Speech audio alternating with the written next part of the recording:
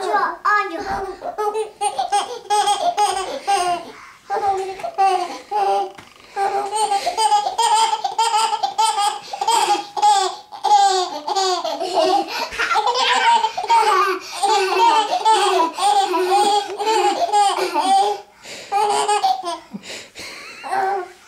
Adelka jedla vtipnou kaši. Řekneš, Teresko, řekneš nám básničku o Adelce?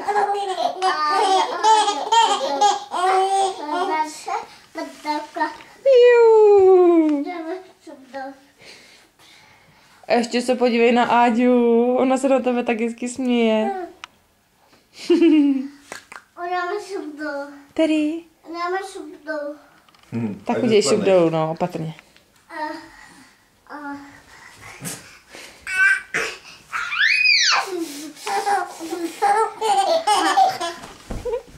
Tak, tedy.